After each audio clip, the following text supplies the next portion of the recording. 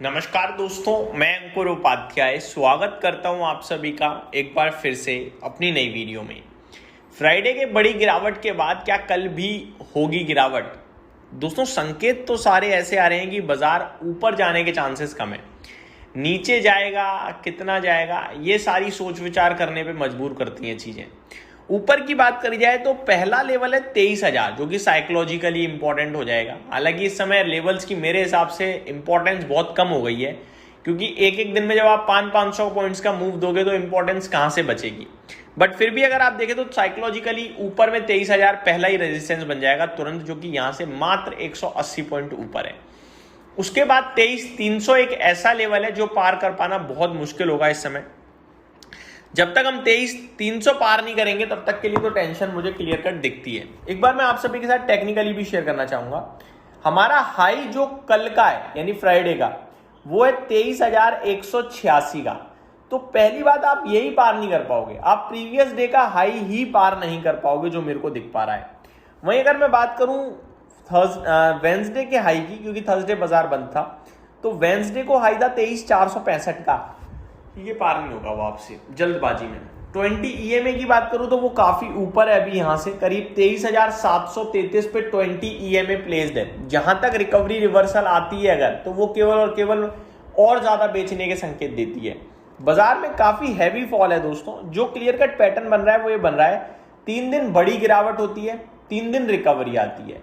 Recovery में previous high को break नहीं करते हैं, लेकिन 3 दिन की गिरावट में प्रीवियस लो को ब्रेक कर देते हैं। जिस हिसाब से बाजार टूटा है, प्रीवियस लो हम लोगों ने 23 मार्च को लगाया था 22,471 का, तो मेरे को लगता है अब ये 22,471 टूटने की तैयारी है, ऐसा टेक्निकली सजेशन आ रहा है भाई साहब। तो ये हो गई आपके लिए निफ्टी पे और टेक्निकली बात। तो अगला फॉल जो है वो 22,471 ब्रेक करके कितना नीचे तक जाएगा ये देखना है सिर्फ, या 22,471 बचेगा। अगर बच गया तो वो बड़ी बात है, लेकिन चांसेस कम है। अगर आप डेटा की बात करें तो FIDIs का फ्राइडे का डेटा बहुत ही नेगेटिव था। मतलब रीसेंट डेज में नेगेटिव डेटा तो बार बार ही आ रहे हैं, लेकिन ये जो है ये कुछ ज्यादा ही नेगेटिव है। क्यों है ज्यादा? कैश मार्केट में बेचा, फ्यूचर इंडेक्स में बेचा, फ्यूचर स्टॉक्स में भी बेचा, तो चौतरफा सेलिंग है एक तरीके से। कैश मार्केट में FIIs ने 4,367 करोड़ का बेचा, फ्यूचर इंडेक्स में FIIs ने 6,330 करोड़ का बेचा, जिसमें निफ्टी 4,365 करोड़ का बेचा है और बैंक निफ्टी 2,000 करोड़ का बेचा है। भयंकर सेलिंग है। फ्यूचर स्टॉक्स में भी 3,418 करोड़ की बिकवाली। सबको इंक्लूड कर दूं अगर मैं, तो करीब करीब 14,000 14,500 करोड़ की बिकवाली है। अब आप बताओ, एक दिन में 14,500 करोड़ का अगर माल बिकेगा तो कहां से बचेगा बाजार? खरीदने वाला कौन है आपके पास? एक है म्यूचुअल फंड इंडस्ट्री DIIs, दूसरा रिटेल इन्वेस्टर है। आप खुद जानते हो अच्छे से कि इस समय रिटेल किस लेवल का नेगेटिव है मार्केट पे।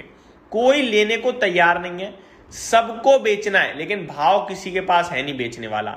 या तो लोग वेट कर रहे हैं इस समय, या कोशिश कर रहे हैं मेरा सौदा कट जाए। अब कोई खरीदने वाला जब है ही नहीं तो बाजार कैसे बचेगा? DIIs अकेले दम लगा रहे हैं, खरीदारी कर रहे हैं, लेकिन क्या कर लेंगे बेचारे।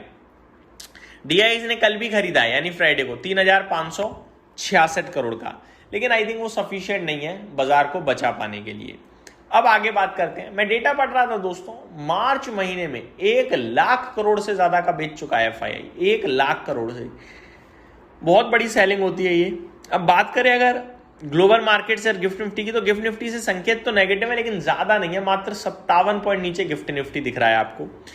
अमेरिका के बाजार में हमने देखा फ्राइडे को बहुत भयंकर सेल ऑफ था, लगभग 800 पॉइंट तक टूट गया अमेरिका का बाजार, जो कि अपने आप में टेंशन का विषय है एक।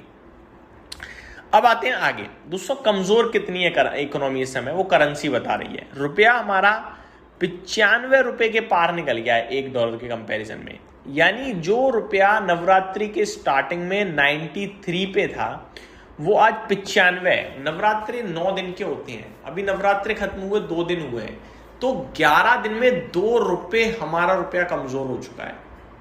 भयंकर भाई, ये तो इकोनॉमी डैमेज करने वाली बात है।